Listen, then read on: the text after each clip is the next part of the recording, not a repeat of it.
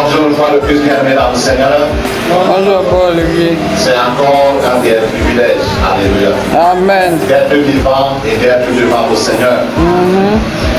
En ce premier dimanche du mois 2025, le Seigneur nous donne cette grâce d'apporter devant lui notre sacrifice d'adoration. Car c'est tout ce qu'il reçoit de nous. Alléluia. Amen. Tout ce qu'il mange, si nous pouvons dire ainsi. Et nous lui sommes infiniment reconnaissants pour ce privilège qu'il nous donne de lui offrir ce culte pour son Seigneur. Amen. Nous n'allons pas oublier de saluer nos frères, chers téléspectateurs qui continuent de disposer les précieuses minutes de leur temps. Bien-aimés dans le Seigneur, nous apprécions la disponibilité du temps et nous voulons davantage vous encourager à cet effet parce que nous croyons que le temps que vous disposez n'est pas une perte. Alléluia. Amen. Parce que nous croyons que vous le disposez à Dieu et Dieu est pleinement capable d'utiliser ce temps pour accomplir dans vos vies ses plans parfaits et ses desseins éternels. Amen. Amen.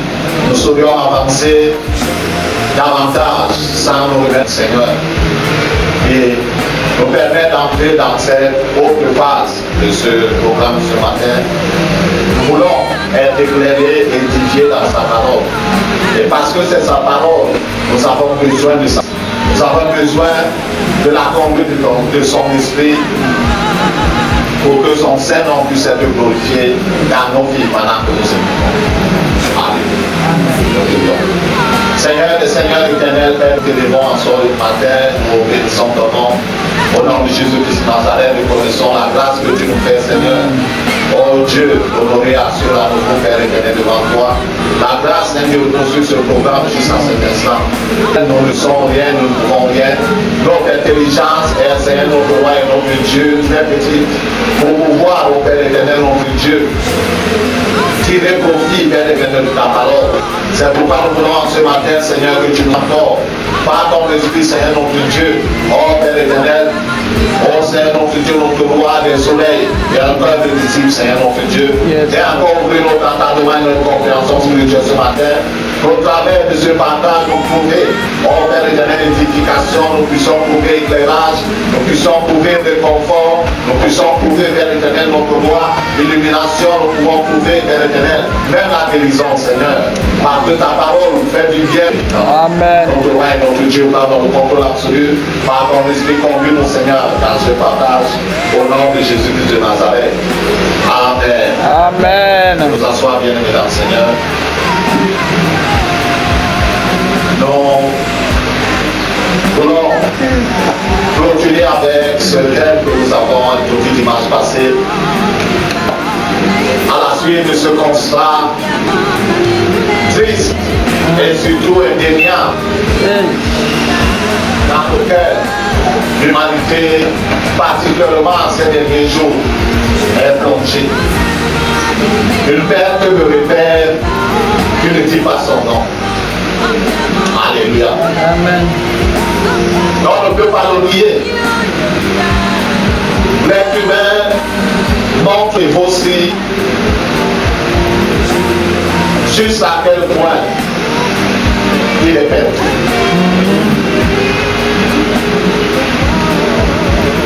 Ce qui s'est passé dans le temps, on pourrait dire que l'être humain n'avait pas l'intelligence nécessaire, que l'être humain n'avait pas la connaissance nécessaire, mais en ce temps où la connaissance et l'intelligence atteignent des sommets très élevés, on peut dire être plus animal que l'animal. Les dérives indescriptibles. Et Dieu ne peut que pleurer. Parce que quiconque s'éloigne de Dieu s'égare. Alléluia. Amen. Quiconque s'éloigne de Dieu, quiconque déclare à Dieu son indépendance, cette personne est en train d'avancer lentement et sûrement dans le chemin de la perdition. Pas juste la perdition physique, la perdition spirituelle et éternelle. on peut se perdre et demander les renseignements et retrouver le chemin. Alléluia. Mais lorsqu'on se perd spirituellement, on est en train d'avancer dans l'éternité ou dans la perdition éternelle. Et c'est ce fait ou cet état qui pousse les êtres humains à rechercher un certain guide, un certain repère, quelqu'un qui peut leur montrer le chemin. Donc imagine on va trouver quelqu'un, comme je disais la fois dernière, qui excelle dans son domaine, on lui se donne, ou alors on le prend pour repère. Pendant que la personne fait ses espoirs, ses performances, ici au quartier, on est prêt à bagarrer. On est prêt à se s'entretuer. Alors que la personne ne connaît même pas. Nous sommes comme sont prêts de leur tête à pour la personne, alors que la personne ne les connaît même pas. Dans le domaine du football, ils sont prêts à bagarrer. On se bagarre au quartier. On peut parler quand les deux clubs ou quand son idole est en train de jouer, on met le pari qu'il va gagner le match. Il arrive qu'il gagne le plus souvent, mais il arrive également même. Alléluia. Ce qui montre que l'être humain, quelle que soit la grandeur de ses facultés, de ses performances, il est faillible. Alléluia. Il est faillible quelque part. Lorsqu'on parle de la politique, on est prêt à se tuer. Alors qu'on n'est même pas militant du parti de la personne dont on est en train de supporter. On n'a même pas la carte de membre de son parti. Mais on est prêt à tuer quelqu'un au quartier qui vient de dire que celui-là ne vaut rien la politique.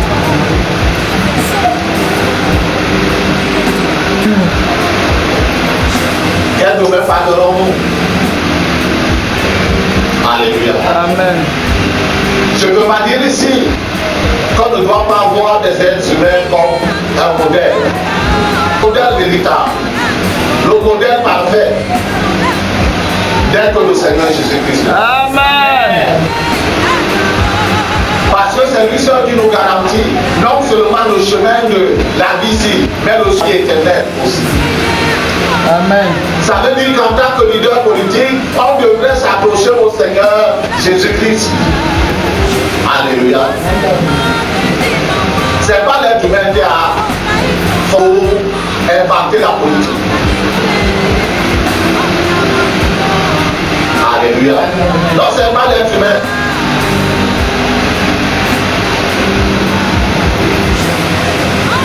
Pas l'être humain fait la politique. Même dans nos maisons, on fait la politique. Ça veut dire que ce n'est pas du ressort des êtres humains. C'est Dieu qui est l'auteur de la politique. Et pour bien faire la politique, il faudrait se tenir sur les bases de la sainte parole de Dieu. Amen. Malheureusement, la politique que font fait les hommes. Ils se tiennent sur d'autres bases. Et ça devient autre chose. Parce que lorsqu'on se tient sur les bases de Dieu, il nous guidera sur comment faire, ce qu'il faut faire et ce qu'il ne faut pas faire. Quel que soit l'aspect ou le secteur d'activité. Amen. Amen. Même au niveau de l'autorité gouvernante, c'est Dieu qui a institué l'autorité. Oh yeah. La Bible nous dit que toute autorité vient de Dieu. Non, c'est pas le diable, c'est pas Satan. Imitateur, en fait un falsificateur, pas imitateur. Bah, tu peux imiter quelqu'un et tu vas bien. Il est un falsificateur. Il faut les règles du jeu et il fait comprendre aux hommes que ce sont là les vraies.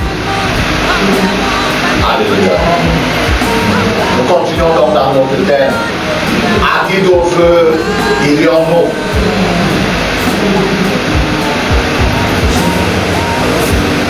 À qui d'autre irions-nous?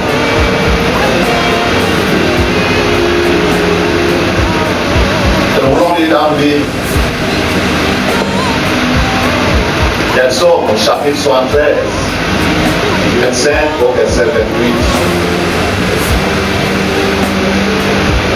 Psaume chapitre 73, verset 25 Amen.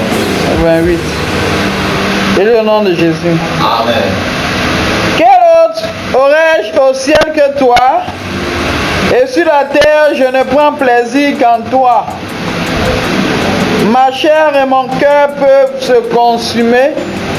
Tu seras toujours le rocher de mon cœur et mon partage. Car voici, ceux qui s'éloignent de toi périssent. Tu anéantis tous ceux qui te sont infidèles. Pour moi, m'approcher de toi, c'est mon bien.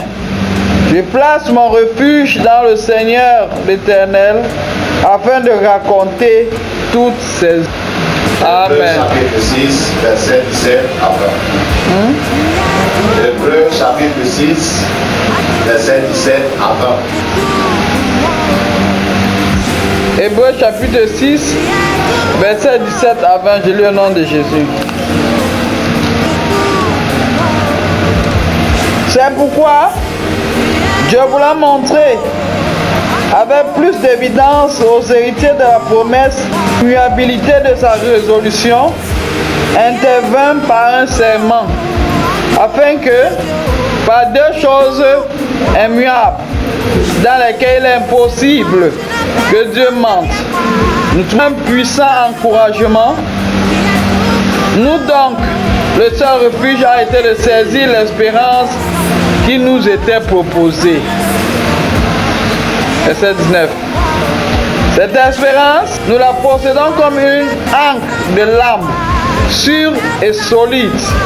Elle pénètre au-delà du voile, là où Jésus est entré pour nous comme précurseur, ayant été fait souverain sacrificateur pour toujours, selon l'ordre de Melchizedek. Amen. Amen. Alléluia. Amen. Donc, Psalmiste disait donc, ceux qui déclarent à Dieu, quel a-t-il que lui? Ni sur la terre, ni dans les cieux. Il n'a trouvé personne. Alléluia. Amen. Parce que Dieu était son partage. En Dieu, il a trouvé un refuge. Amen. Juste, non pas juste un refuge inébranlable. Alléluia. Bien-aimé dans le Seigneur, tel que les disciples ou Pierre en ce temps-là, parlant au nom des disciples, avait reconnu, car Jésus seul était l'espoir, le véritable espoir de la vie présente et sûrement de la vie à venir aussi. Il nous garantit l'existence présente si nous nous attachons à lui, si nous nous accrochons à lui et sinon selon ses prescriptions. Amen. Même lorsque le monde tout autour de nous sera ébranlé, lui qui est le rocher inébranlable et sur qui nous nous tenons, nous ne serons pas ébranlés. Amen. L'espoir de notre réussite, de notre succès, de notre lendemain ne repose pas sur le nom, mais repose sur le Seigneur. C'est vrai qu'un homme, à cause de sa position, peut prendre certaines décisions. Mais Dieu, qui est l'autorité suprême, est celui qui décide. Amen.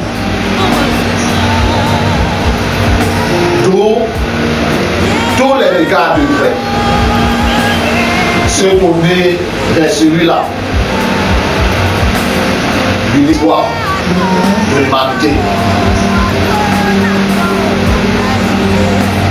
Si les êtres humains ou alors les nations sont en guerre, en conflit aujourd'hui, c'est juste parce qu'ils ont tourné le dos à Dieu. Vérité. Pour vouloir diriger les choses selon l'intelligence humaine.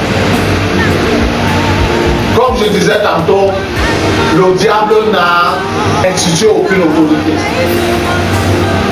Il n'a que falsifié les choses pour les faire de sa manière.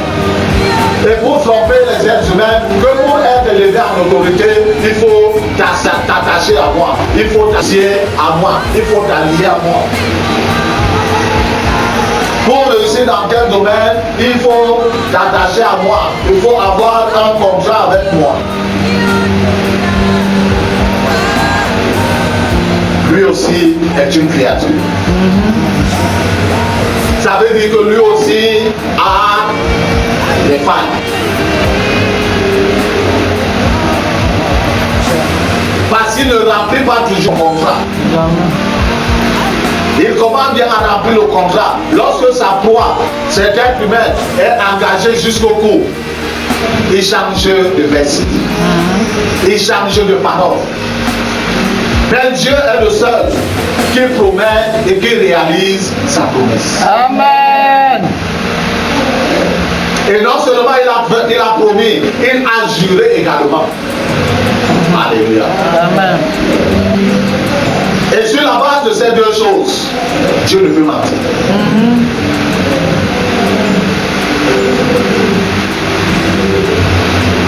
Quelqu'un peut promettre et il rate, tombera sa promesse. Mais si quelqu'un promet et jure, il est coincé. Alléluia.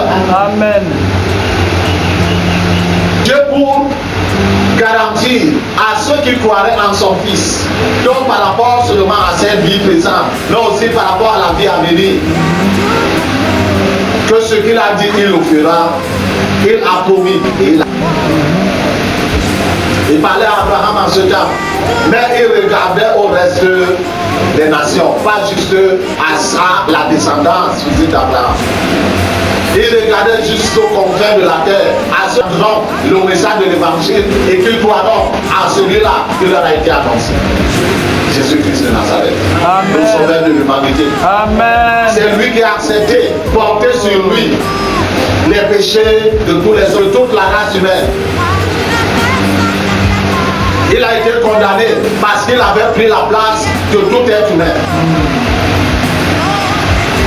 Bien que mort, bien qu'enterré, 3 jours après, comme il avait dit, il est revenu à la Amen. Parce que le sacrifice qu'il a consacré a été largement suffisant. Le cœur de Dieu a été satisfait.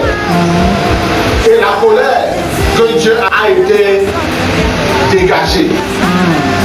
Dieu est revenu dans le bon sentiment et il a ouvert ses mains pour tout homme qui viendrait à lui. Comme nous avons dit tout à l'heure, ceux qui s'éloignent de Dieu font, ils se perdent. Et jusqu'à ce temps où il a fixé lui-même, ses bras restent encore ouverts. Amen. Alléluia. Amen. Pour quiconque aurait compris qu'il a cherché les chemins, il a suivi même les chemins, il a poursuivi les leaders, il a poursuivi les repères, il a poursuivi et il a s'est rendu compte qu'aucun Dieu ne mène là où. Dis-lui qu'il n'y a personne derrière toi, il n'y a personne devant toi, il est tout pour toi. Oh, dis à Jésus qu'il n'y a personne derrière toi, personne devant toi.